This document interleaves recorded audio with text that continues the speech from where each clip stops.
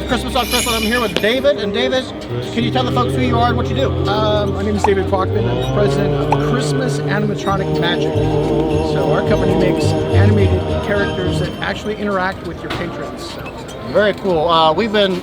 Hello and welcome to our Christmas event. Teddy bear. Yeah, teddy bear We're so glad you are here. So, is this your first year at Transworld? It is actually our second. And please allow me to tell you about all of the wonderful things we have planned for you to see today. I mean, look at this place. It's ginormous, and people just went crazy. Last year was such a fantastic year for all of the outdoor events because of COVID. Yeah. So I think everyone's really stepped up their game, as did we. We tried to create a lot of very large interactive characters that people, whether it's a walkthrough or a drive-through, that can interact with the public. Like we have a snowman that makes it snow. We have a bear that releases millions of bubbles. But we're trying to add something other than just lights. Characters that can interact with the kids in real time, and they can have conversations with our characters. Now you have some fantastic stuff here. We heard several times yesterday. Who is your average customer? Is it residential? Is it commercial? Is it municipalities? So this is the perfect product, particularly for zoos, where you have the walk-arounds, where you can actually interact with these characters and go from there. So that's who we're seeing. We do have some residential folks and some people that are putting them in the homes, like our trees that come to life. They're decorating them, and then every morning the kids come down and they say hi to the tree, and the tree comes to life. So it's kind of all over the place. Okay, and if folks want to find you, see your what you have to offer, where can they find you at? Our website is camchristmas.com. camchristmas.com. Yep. Do you have a fan favorite, a top seller of anything? This guy right here. Snowman? Yeah, for sure, because he's 16 foot tall. He's completely programmable. Oh, okay. So, let's see if I can make it work. I am the 16-foot tall snowblower snowman.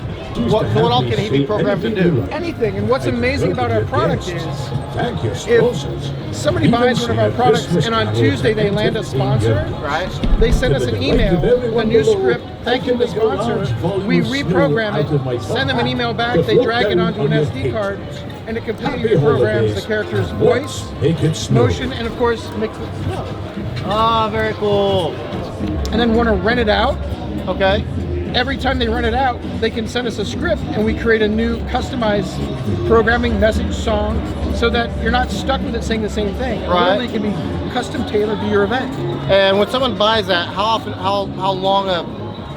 long do you offer them services like that? Is it lifetime? Is it a year? Wow, really? Okay. Yeah. So you're very customer oriented then. Absolutely, because I think once they get our product, so many people out of the gate, 2019, a lot of people bought our product, they weren't quite sure how to use it. Okay. So we're trying to be more involved creatively to say, hey, don't just put it out there and have it sing a carol. Have it create these interactions with the kids, because that's what this is all about. These outdoor events are about bringing the family out and having this familial experience. So we try, like our reindeer, for example, it has a Christopher Walken impersonator. It does, which is voice. awesome, yeah. Okay. Well, hello there. I'm Rudy, a fully programmable animatronic reindeer. I can be customized. So the kids just think it's a funny reindeer voice, but Mom and I go, is that Christopher Walken? Yeah. So we're trying to play everything on a level for the whole family, and it's kind of fun that way. So when someone buys something from you, how long is it from the time they put the order into the delivery? We have some stock because we build in the off season. Okay. We do a huge pre-season and after season show, but typically we have a 70,000 square foot production studio. Wow, we have sculptors, fabricators, welders. We have a whole team of people. The stuff can be made within a week. Unlike some people or other vendors where this stuff is made overseas and you have to contact a factory and it's got to go on a boat and it's got to go through customs. Yes. You can call us on Monday and we can ship it out on Friday. I've talked to several retailers who've told me that exact story that you just went through about they ordered stuff last December and they're having problems to get through LA right now. They're having to reroute through Seattle. It's a mess. So very cool. Our facilities are in Columbus, Ohio. Okay. So we're kind of in the middle. Right. And we get it because we're making certain stock items, but again, we can customize things to a degree, but we're pretty quick. So unlike if somebody gets in a bind and they say, hey, this didn't come through, we love to be the hero and say, oh, you want one? No problem. We'll have it out next week. Very cool. Yeah. Are you doing any other festivals folks can come see you at this year? this is it. I mean, right now it's May. Right. So I mean, people are making decisions. Budgets are, you know, I think the parks are trying to figure out what's going on, and we're all trying to. COVID, but I think that anyone that's in this business or in any sort of event business that's outside understands that this year it's going to be like the floodgates opening. I think that people are just going to. We've all been cooped up so long, right? That to go out and have some sort of normalcy, to walk around with your family and have an experience, I think all of these Halloween, Christmas, outdoor events this fall, and particularly this winter, are just going to be, they're going to blow the doors off. I agree. I think everybody's going to step their game up, personal opinion, from what they did last year. Right. Because we put our stuff up, Christmas is done, COVID hit, we had to put our stuff, we were asked to put our stuff back out for entertainment. I think the same thing is going to, I think it gave us more time as creators.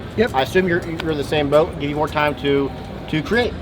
Yeah, we did. We the first year out, we had some of these, you know, smaller characters and little interactives like the mailbox. You look like you've been very good. Please place your letter to Santa in my slot.